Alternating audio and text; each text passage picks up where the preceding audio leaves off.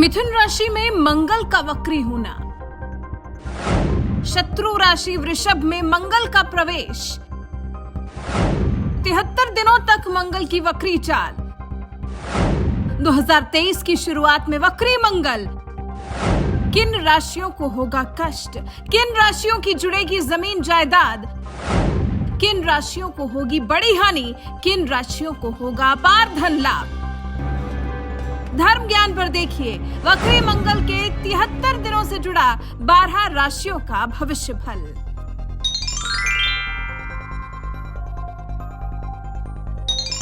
नमस्कार, धर्म ज्ञान के दर्शकों का यानी कि आप सबका एक बार फिर से स्वागत है। मैं आपके साथ कविता राणा, मेरे साथ आचार्य राकेश चतुर्वेदी जी। नमस्कार कविता जी, जय श्री राधे, सादर वंदन आप सभी दर्शकों को। ग्रहों के सेनापति कहे जाने वाले मंगल के इस ग्रह गोचर में आज हम आपको बताने वाले हैं कि 30 अक्टूबर को मंगल मिथुन राशि में ही वक्री हो रहे हैं। 13 नवंबर को वृषभ राशि में उनका राशि परिवर्तन है और इसके बाद देखिए अपनी इसी वक्री अवस्था में वृषभ राशि में वो तकरीबन 13 जनवरी तक रहेंगे। और ऐसे में वक्री मंगल के ये 73 दिन कर्क राशि वाले जातकों के लिए यानी कि आप लोगों के लिए कैसे रहने वाले हैं। जी हाँ, आपका स्वास्थ्य, आपका काम कारोबार, आपका आर्थिक पक्ष पर वक्री मंगल की दृष्टि कैसी पड़ेगी और क्या कुछ लाभ भी होगा, कहाँ नुकसान भी हो सकता है, हर पहलू पर आचार्य जी से बात करेंगे। सबसे पहले वक्री मंगल के बारे में आचार्य जी से थोड़ा सा समझ लेते हैं, बताइए। देखिए कविता जी, 30 अक्टूबर को मंगल देव जो हैं वह वक्री हो रहे हैं मिथुन की राशि में जी। और अगर कर्क राशि वालों के लिए देखा जाए तो जो वक्री अवस्था है वह इनके राशि से द्वादश भाव यानी कि 12वीं राशि में यह गोचर हो रहा है। और द्वादश भाव से यह वक्री होकर एकादश भाव में फिर से गोचर कर जाएंगे यानी कि वृषभ राशि में यह गोचर कर जाएंगे। और एकादश भाव को विशेष रूप से धनार्जन, धन की स्थिति, आर्थिक स्थिति इत्यादि के लिए देखा जाता है। और वहाँ पर शत्रुगत घर में जो गोचर है वह कुछ विषयों पर इनको तनाव देगा। और इसके साथ ही क्योंकि जो यह राशि है यह खुद पृथ्वी तत्व की राशि है, जल तत्व की राशि है, तो यहाँ पर देखने वाली बात आएगी कि बहुत हद तक कई विषयों पर यह नकारात्मक के साथ साथ सकारात्मक फल भी देगा कर्क राशि वालों के लिए यह गोचर। कविता जी। अच्छा जी, इनको क्या स्वास्थ्य संबंधित दिक्कतें इस दौरान झेलनी पड़ सकती हैं? देखिए, स्वास्थ्य संबंधी दिक्कतें बहुत ज़्यादा कर्क राशि वालों के लिए नहीं होने वाली हैं, लेकिन हाँ छोटी मोटी दिक्कतें, उतार चढ़ाव चलता रहेगा।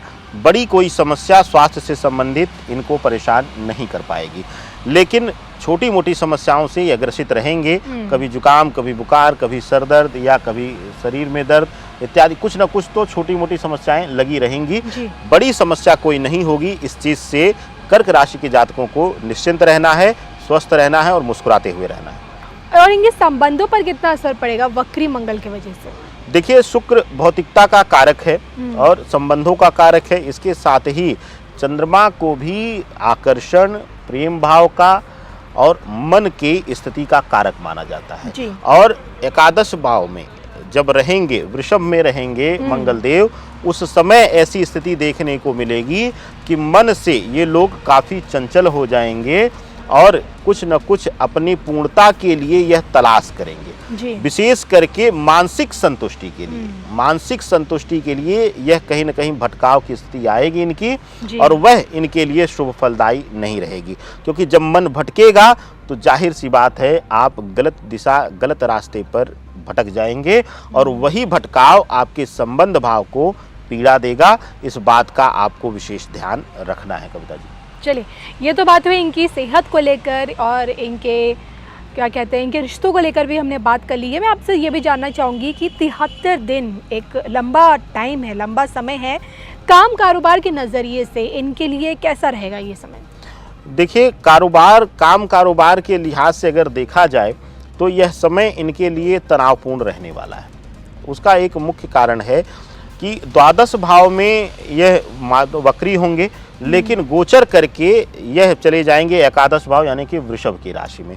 और जब यह एकादश भाव में जाएंगे मंगल देव, उस समय ऐसी स्थितियां बनेंगी कि कार्यस्थल पर तनाव, लड़ाई झगड़े, आपके सहयोगियों के साथ आपका ना बनना, आपके उच्चस्थ अधिकारी से आपकी नोकझोंक होना, इन सब तरीकों का यह प्रभाव दिखाएगा और ऐसी परिस्थिति बनेगी कि हो सकता है आपका व्यापार या नौकरी विराम की स्थिति में आ जाए। और यह स्थिति जाहिर सी बात है जब आएगी तो आपको काम, रोजगार, व्यापार इत्यादि के क्षेत्र में तनाव ही देगी, शुभता नहीं देगी। कविता जी, चलिए, आपने बताएंगे काम कारोबार पे किस तरह का असर पड़ेगा वक्री मंगल के चलते।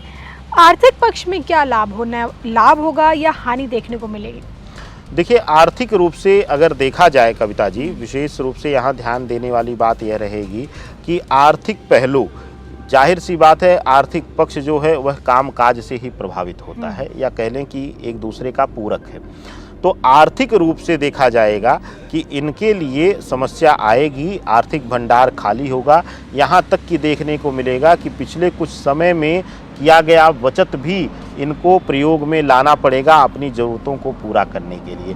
तो आर्थिक रूप से यह समय सही नहीं है। यह गोचर, यह वक्री अवस्था इनके लिए 1% भी शुभ फलदायी इशारा नहीं करता है। जैसे कि आपने कहा इनको सेहत से संबंधित दिक्कतें हो सकती हैं, आपने इनके संबंधों को लेकर कहा कि वहाँ थोड़ा सा तनाव देखना पड़ सकता है, काम कारोबार में भी मुश्किलें झेलनी पड़ सकती है, आर्थिक पक्ष में भी ज़्यादा धन लाभ के योग नज़र नहीं आ रहे, कोई आसान नज़र नहीं आ रहे हैं, जो कि मंगल को भूमि से भी जोड़ा जाता है, प्रॉपर्टी, धन धान्य। क्या लगता है ज़मीन जायदाद के मामले में भी ये समय इनके लिए कैसा रहेगा? देखिए, भौतिकता का कारक है शुक्र, और चंद्रमा जो है वह हमारे जीवन में कई प्रकार के सुख प्रदान करने वाला। देखिए, हमने पहले भी कहा है आपसे कि जब सूर्य और चंद्रमा की गणना होती है अध्यात्म में, तो सूर्य को आत्मा और चंद्रमा को शरीर की संज्ञा दी गई है, भौतिकता की संज्ञा दी गई है। तो यह गोचर जो है वह इनको इस विषय में बड़ा ही अतिशुभ फलदायी प्रभाव दिखाने वाला है। पहली चीज कि पैतृक स्थान से, पैतृक संपत्ति से पूर्ण लाभ इनको मिलेगा, भूमि, वाहन इत्यादि से इनको लाभान्वित होने का योग दिखाई दे रहा है। इसके साथ ही कविता जी, जो सबसे महत्वपूर्ण इनको मुक्ति मिल रही है इस गोचर में, वह मिल रही है कोर्ट कचहरी इत्यादि के तनाव से मुक्ति।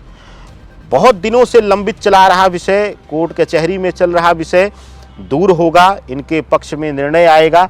या ऐसा भी हो सकता है कि इस गोचर के दौरान लगभग इन 73 दिनों के दौरान आपका विपक्षी खुद आपके सामने आए और कोर्ट कचहरी से बाहर आपसे सुलह समझौता करने का प्रस्ताव रख दे। तो यह जो दो महत्वपूर्ण विषय हैं, इनके हमें लगता है कि बाकी नकारात्मक पहलुओं पर भारी पड़ेंगे और यह दो शुभता इनके लिए सबसे महत्वपूर्ण स्थान रखेगी इनके जीवन में। ऐसे में मंगल से संबंधित एक छोटा सा उपाय। देखिए, मंगल से संबंधित कर्क राशि वालों के लिए सबसे उत्तम जो रहेगा उपाय इनके लिए वह है पंचामृत से अभिषेक। पंचामृत से अभिषेक किसका करना है आपको?